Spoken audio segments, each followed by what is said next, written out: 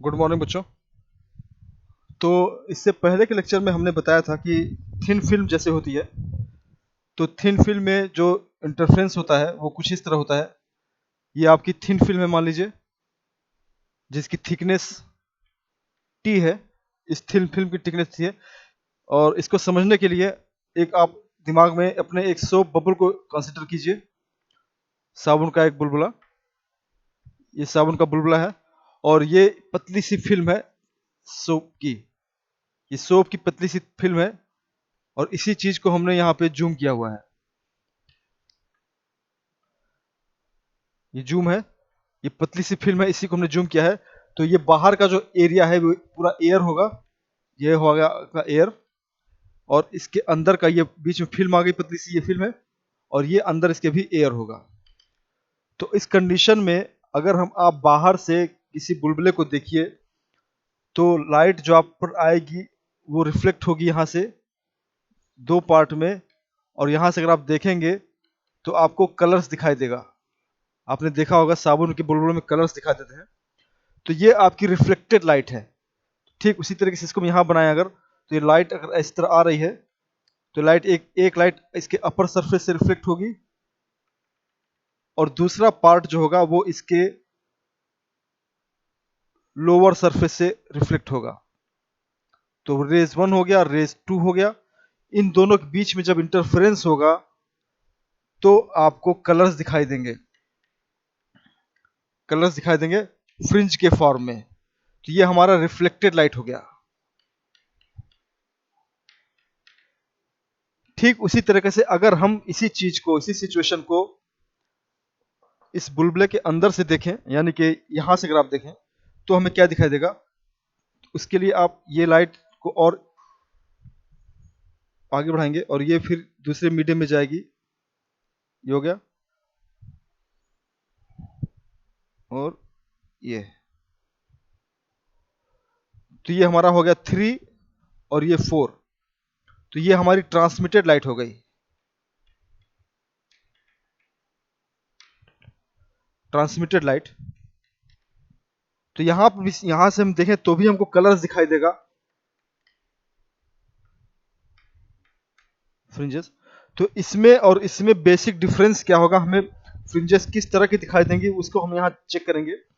कि किसी लाइट जब किसी रे किसी फिल्म पे गिरती है, तो रिफ्लेक्शन से और ट्रांसमिशन के दोनों के में फर्क क्या होता है, किस तरह की फ्रिंजेस हमको दिखाई देती हैं। तो यहाँ चलते हैं हम। इससे पहले जो हमने देखा था कैलकुलेशन, जो फार्मूला आया था रिफ्लेक्शन और ट्रांसमिशन का, एक बार उसको हम लोग चेक कर लें। अगर हम यहाँ लिखें इस चीज को, रिफ्लेक्शन, और यहाँ हो जाएगा ट्रांसमिशन। तो रिफ्लेक्शन में और ट्रांसमिशन में अगर आप देखें तो जो फार्मूला आया था,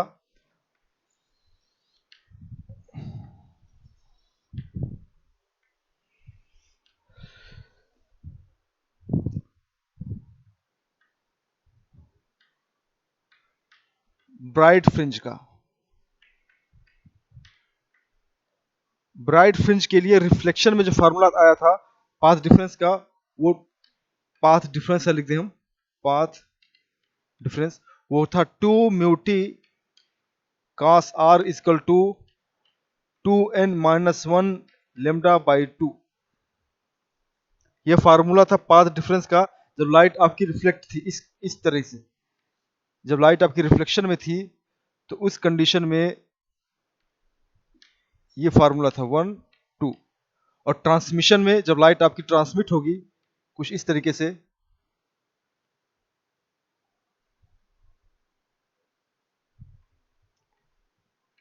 3 4।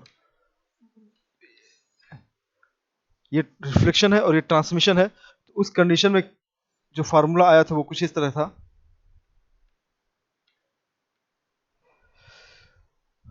डार्क फ्रिंज, तो ब्राइट फ्रिंज के लिए ये फार्मूला था। और इसमें जो ब्राइट फ्रिंज का फार्मूला था वो था 2 mu t cos r equal to n lambda. Dark की बात करें तो इसमें जो फार्मूला था 2 mu t cos r is equal to n lambda, और इसमें था formula 2 mu t cos r is equal to 2n minus 1 lambda by 2। तो ये रिफ्लेक्शन के लिए था और ये ट्रांसमिशन के लिए था। अब अगर इस फार्मूले को आप गौर से देखें तो जो फार्मूला यहां ब्राइट के लिए आ रहा है, रिफ्लेक्शन में जो फार्मूला ब्राइट के लिए आ रहा है, वो यहां पर उसके लिए डार्क के लिए आ रहा है।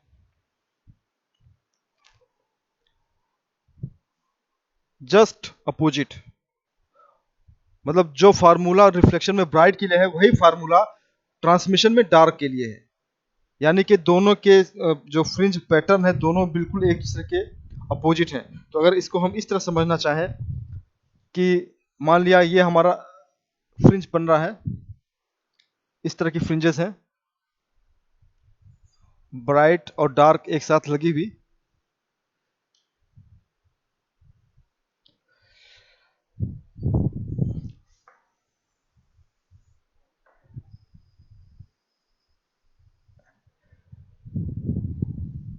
और ये हमने इसको मार्जिन दे दिया इस तरह से। तो ये अगर फ्रिंज पैटर्न मिल रहा है आपको रिफ्लेक्टेड लाइट में, रिफ्लेक्शन में अगर ये आपका रिफ्लेक्शन है, रिफ्लेक्टेड लाइट फ्रिंज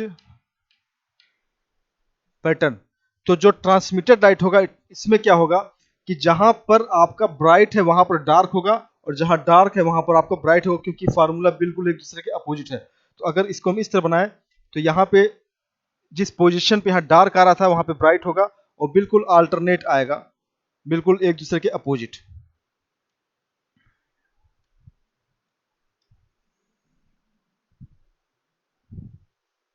कुछ इस तरीके से।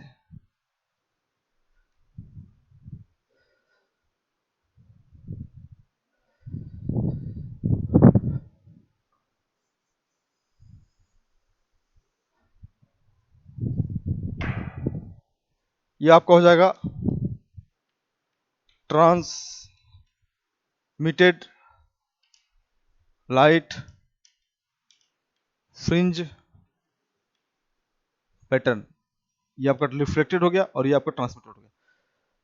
तो रिफ्लेक्शन में और ट्रांसमिशन में फ्रिंजेस एक ही तरह के होते हैं, बस उसमें डिफरेंस ये होता है कि जिस पॉइंट पे यहाँ पे डार्क होता है उस पॉइंट पे यहाँ पे ब्राइट होता है।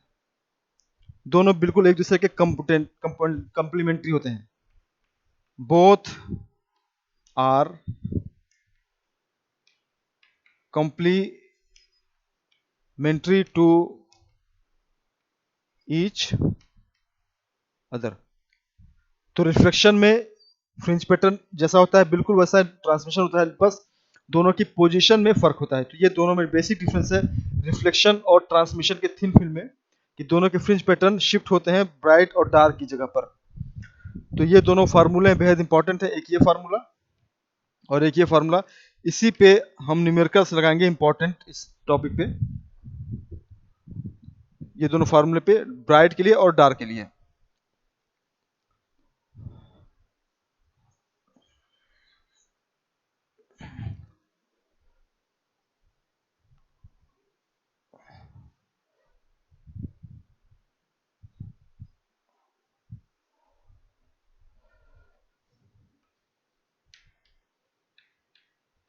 Numericals on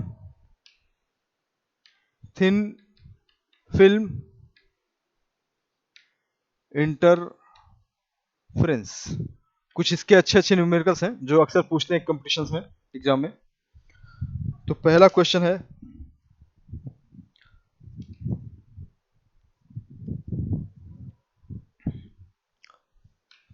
question number 1, A parallel beam of sodium light, A parallel beam of sodium light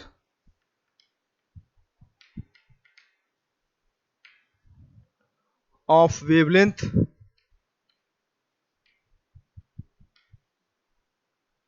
5880 angstrom. तो वेवलेंथ की लाइट की वेवलेंथ दिया हुआ है लेमडा। इस incident incident on a thin glass on a thin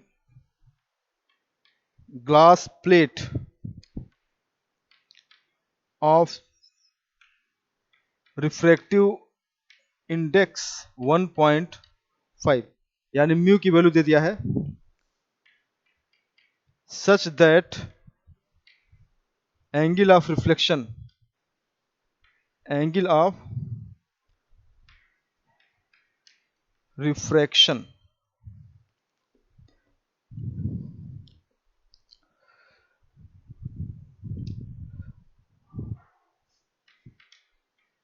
in plate is 60 degree, यानी कि are भी दे दिया है, लिम्डा म्यू आर ये तीनों दे दिया। Calculate the smallest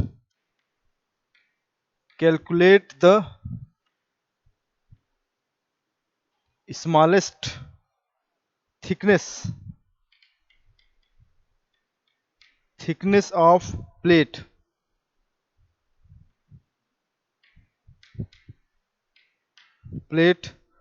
which will make it appear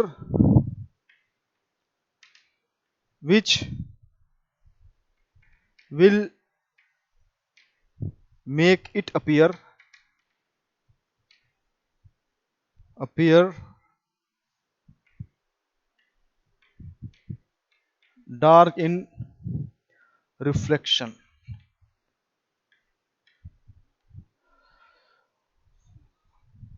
तो यहां पे ध्यान देने लायक बात यह है, सॉल्यूशन देखें क्या दिया हुआ है, पहले देख लें।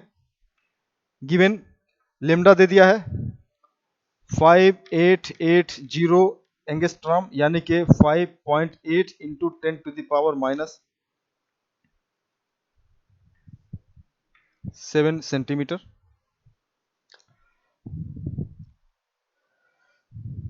या इसको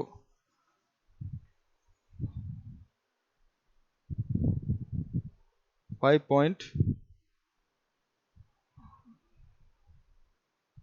5880 इंटू 10 पावर माइनस 10 मीटर लिख सकते हैं, या इसको सेंटीमीटर में करना हो तो और 8 सेंटीमीटर कर सकते हैं इसको।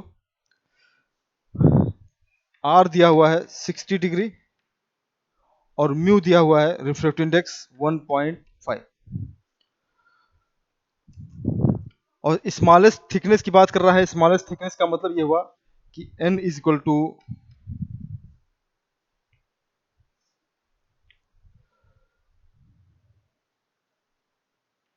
1। पहला जो फ्रिंज होगा वो सबसे थिकनेस होगा। तो इसके लिए फार्मूला जो लगाएंगे हम, अब यहाँ ये देख रहा है हमको कि हम डार्क वाला फार्मूला लगाएं या ब्राइट वाला। तो यहाँ पे जो फ्रिंज बता रहा है वो दिख रहा है इट अपीयर्स डार्क, इसका मतलब हम डार्क फ्रिंज की बात कर रहे हैं। तो the equation of dark fringe in reflection में डार्क का फ्रिंज का फार्मूला होगा 2 mu t cos r is equal to n lambda. ये फार्मूला यहां लगाएंगे हम डार्क के लिए, डार्क फ्रिंज के लिए। तो t इज इक्वल टू हो जाएगा then t is equal to n lambda by 2 mu cos r। तो यहाँ हम सारे वैल्यूज रख दें। n की वैल्यू 1, स्मॉलेस्ट होगा सबसे छोटा, लेमडा की value 5880 into 10 to the power minus 8 centimetre divided by 2 into mu की वैल्यू 1.5 इंटू कॉस 60 डिग्री। और इसको अगर हम सॉल्व करें तो हमारा जो आंसर आएगा 3920 into 10 to the power minus 8 centimetre, यानी कि 3920 एंगस्ट्रॉम। तो जो थिकनेस होगी हमारी एयर फिल्म की वो लगभग 3920 एंगस्ट्रॉम की होगी, अगर हमें डार्क फ्रिंज चाहिए तो इस कंडीशन में। तो इस तरह से छोटे छोटे न्यूमेरिकल्स हैं इस फार्मूले पे बेस्ड। जो सेकेंड न्यूमेरिकल है वो भी इसी तरह पे है।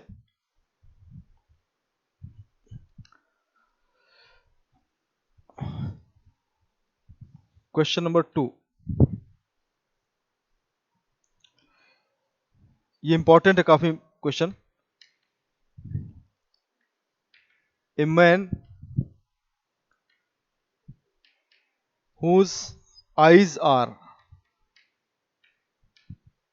eyes are 150 centimeter above the oil film on water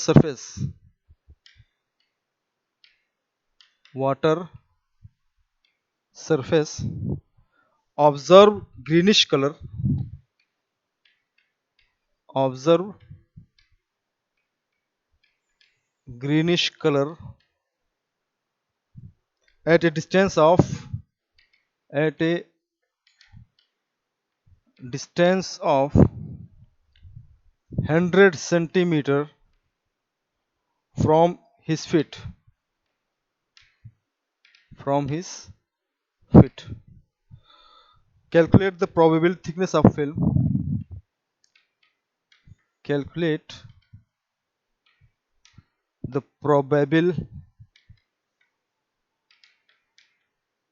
thickness of film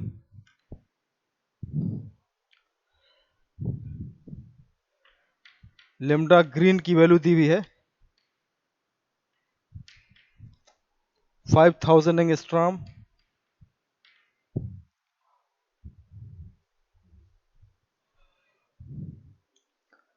mu oil की वैल्यू दिया हुआ है, रिफ्रैक्टिव इंडेक्स ऑफ ऑयल दिया हुआ है 1.4 और म्यू वाटर की वैल्यू दी हुई है 1.33। तो इतनी वैल्यू दी हुई है और क्वेश्चन पूछा है कि जो फिल्म बनेगा ऑयल फिल्म उसकी थिकनेस कितनी होगी। तो इस क्वेश्चन को करने से पहले पहले सिचुएशन को समझ लें और एक डायग्राम बना लें, उस हिसाब से सॉल्यूशन। तो हमने मान लिया कि ये हमारी वाटर है और इसके ऊपर ऑयल है। ये हमारा ऑयल हो गया और ये हमारा वाटर हो गया। और एक आदमी जो है वो यहाँ खड़ा है जिसकी आय यहाँ पर है, ये उसकी आईज है, मतलब आदमी खड़ा हुआ है वो देख रहा है यहाँ से। और इसकी जो आदमी की जो ये आंख है, हाइट है, वो दिया हुआ है 150 सेंटीमीटर। और जो देखता है वो यहाँ से जहाँ देख रहा है वहां से जहाँ खड़ा है यहाँ से 100 सेंटीमीटर के पास इस पॉइंट पे ये आपकी डिस्टेंस दिया हुआ है, ये आपका दिया है 100 सेंटीमीटर। यहाँ से जब वो आदमी देखता है तो उसको ग्रीन कलर दिखाई देता है। तो अगर इसको यहाँ से देखने पे जो पैटर्न ग्रीन कलर इस पॉइंट पे दिखाई दे रहा है तो इस एयर फिल्म की ऑयल की थिकनेस पूछा है कितनी होगी, ये हमने मान लिया टी है, ये हमने टी मान लिया। तो हमें टी की वैल्यू बतानी है।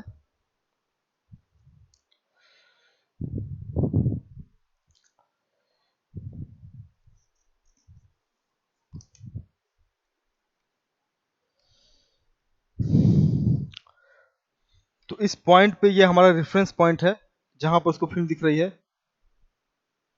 तो यहाँ से लाइट आएगी जब तो उसी एंगल पर रिफ्लेक्ट होगी। मान लिया हमने लाइट आई आई पर और रिफ्लेक्ट हो गई और दूसरा लोअर पे रिफ्लेक्ट होगी।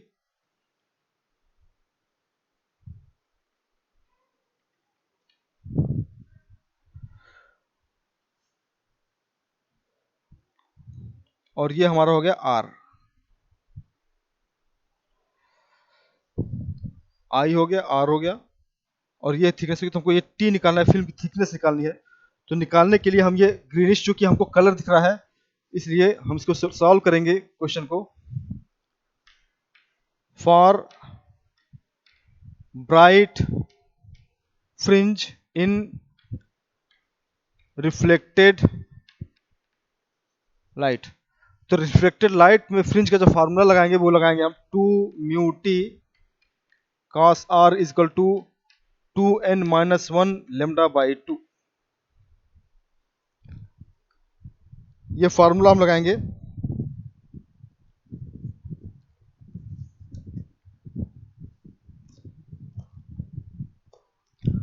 और हमको चूंकि ऑयल की थिकनेस निकालनी है तो हमको इसका रिफ्रैक्टिव इंडेक्स की जरूरत होगी ऑयल 1.4 और इसका दिया हुआ है वाटर का 1.33। तो हमको इम्पोर्टेंट हमारे लिए ये है क्योंकि इसको इसकी थिकनेस निकालनी है। तो इसको सॉल्व करने के लिए हम T इक्वल टू हो जाएगा हमारा 2n-1 lambda by 2 upon 2 mu t 2 mu cos r. तो n की वैल्यू जरूरत नहीं इसकी, म्यू की वैल्यू दिया हुआ है 1.4, लेमडा की वैल्यू दिया हुआ है, हमको सिर्फ निकालना है r। इस इक्वेशन से हमको r निकालना है। नाउ cos r की वैल्यू होती है under root 1 minus sine square r, trigonometrical formula है। और साइन r की वैल्यू हम निकालेंगे स्नेल्स लॉ से। तो उसके लिए इस फिगर को मिटा दे क्वेश्चन को।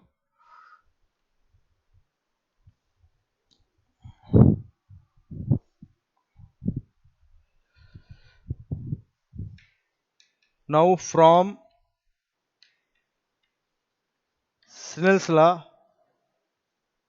Sign i by sine r equal to mu होता है। तो साइन r इक्वल टू हो जाएगा साइन i बाई म्यू। हमको निकालना है साइन आई की वैल्यू निकाल के r रख देंगे और वहां रख देंगे तो आ जाएगा आंसर। अगेन साइन आई कैसे निकालेंगे हम, ये साइन आई सबसे पहले हम निकालते हैं आई की वैल्यू कितनी होगी। आई है ये हमारा आई हो जाएगा 90 माइनस आई। तो in figure in triangle tan i अगर हम देखें तो 100/50 आएगा, यानी कि 2/3। Then sine i equal to हो जाएगा हमारा,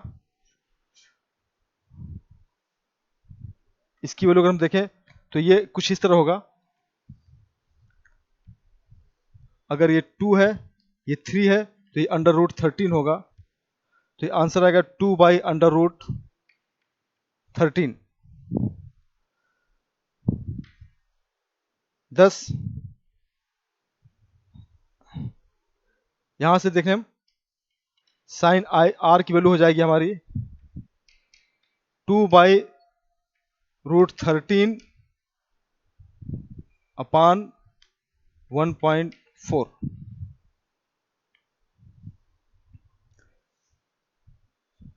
तो कास आर की वैल्यू हो जाएगी, इसको हम सॉल्व करें अगर तो यह आ जाएगा 2/1.4 into root 13 sign are.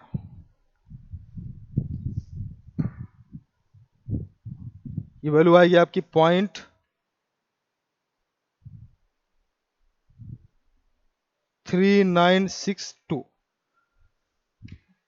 Then तो कास आर की वैल्यू आ जाएगी आपकी इस फॉर्मूले से अंडर रूट 1 माइनस 0.3962 स्क्वायर, यानी कि लगभग आएगा ये आपका 0.9182। तो इतनी वैल्यू के बाद हम इन सारी चीज़ों को अगर हम इसमें रख दें इस फॉर्मूले में तो हमको टी मिल जाएगा। तो उसके लिए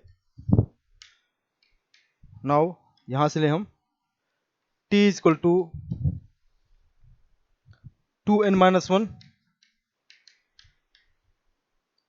इंटू लेमडा की वैल्यू रख दें। लेमडा की वैल्यू आ रही थी आपकी 5000 इंटू 10⁻⁸ सेंटीमीटर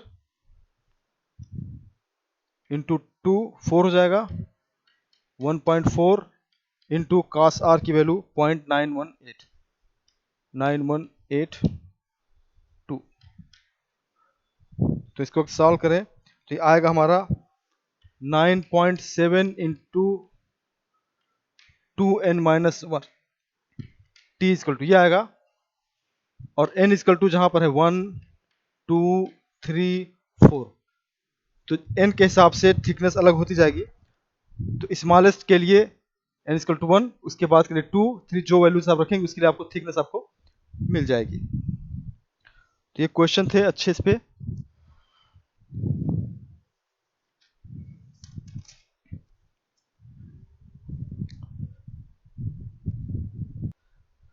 एक क्वेश्चन है नेक्स्ट, और ये एक थ्योरेटिकल क्वेश्चन है और काफी अच्छा है। इसमें ये दिया हुआ कि एक फिल्म है जो कि जिसका रिफ्लेक्टिव इंडेक्स म्यू है, और ये रिफ्लेक्ट हो रही है। इसमें दो फ्रिंजेस बन रही हैं, लेमडा 1 और लेमडा 2, दो लाइन इस्तेमाल की गई है। अगर मान लिया हमने लेमडा 1 लिया और ये लेमडा 2 लिया, दोनों लाइट से इंटरफेरेंस हो रहा है। तो इंटरफेरेंस के समय इसका जो nth फ्रिंज है और इसका n+1 फ्रिंज, ये दोनों आपस में ओवरलैप करते हैं। यानी कि दो लाइट्स हमने लिया, लेमडा 1 और लेमडा 2, तो दोनों की वजह से जो फ्रिंजेस बनेंगी, हमारी जो फ्रिंज बन रही है, इस फ्रिंज का nth फ्रिंज ब्राइट और इसका n+1 कॉन्सिक्यूटिव दोनों एक दूसरे को ओवरलैप कर रही हैं। तो इस कंडीशन में जो फिल्म है उसकी थिकनेस हम कैसे निकालेंगे? तो इसको सॉल्व करने के लिए हमने मान लिया कि डार्क ब्राइट फ्रिंज के लिए solution, equation of path difference in bright fringe, जो नॉर्मल इक्वेशन होता है वो होता है 2 mu t cos r is equal to 2n-1 lambda by 2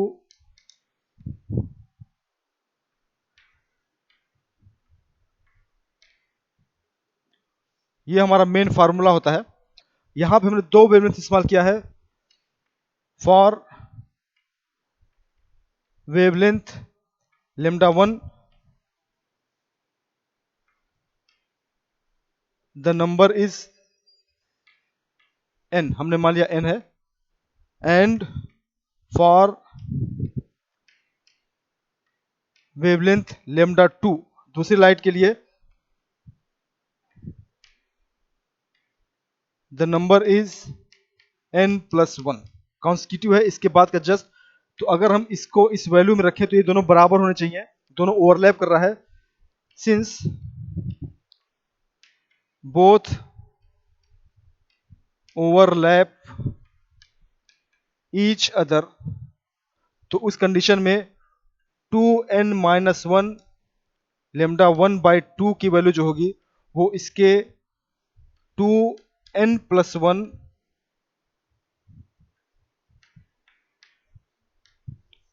lambda 2/2 की वैल्यू होगी।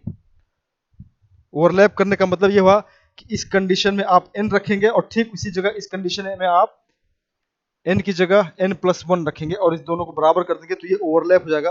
अब इसको सॉल्व करके हम यहाँ से n की वैल्यू निकालेंगे और n की वैल्यू यहाँ रखेंगे और r की वैल्यू निकाल के t निकल जाएगा। तो इसको करने के लिए सोल्यूशन को थोड़ा इजी करते हैं।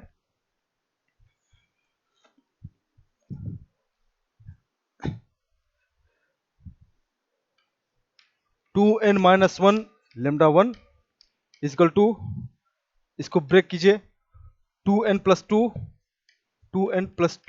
-1 लेमडा 2 हो जाएगा, या 2n-1 lambda 1 is equal to 2n+1 lambda 2।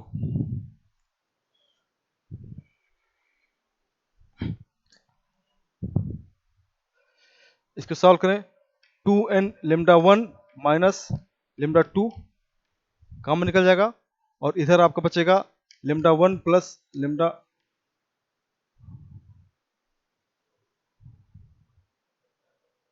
एक minute sorry, 2n lambda 1 plus minus lambda 1 is equal to 2n lambda 2 plus lambda 2।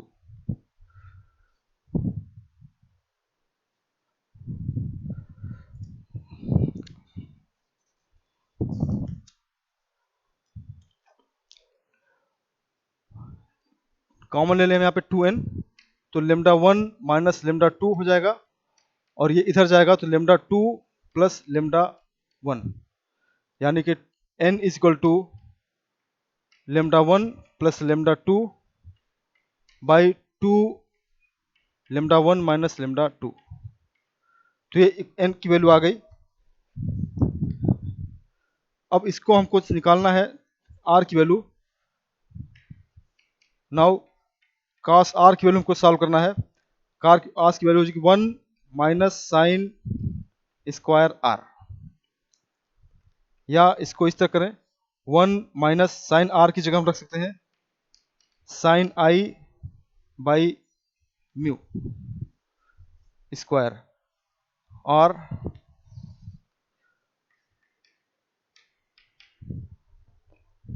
इसको करें mu square minus sine square i by mu, इतना आएगा इसको। तो इक्वेशन हमारा है 2 mu t cos r is equal to 2n minus 1 lambda से t की वैल्यू हो जाएगी हमारी 2n minus 1 lambda by 2 mu cos r, t is equal to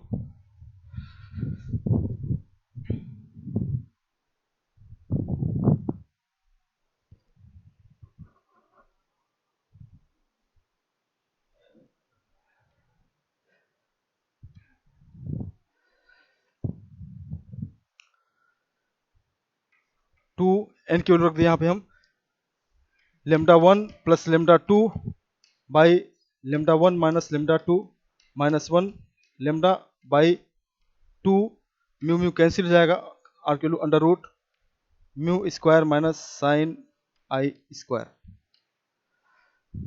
lambda 1। ये हमारा थिकनेस आ जाएगा, लंबा चौड़ा एक्सप्रेशन ये है। और इसके साथ ये पार्ट खत्म हुआ। नेक्स्ट टाइम में हम इस पर कुछ न्यूमेरिकल्स लगाएंगे। Thank you very much.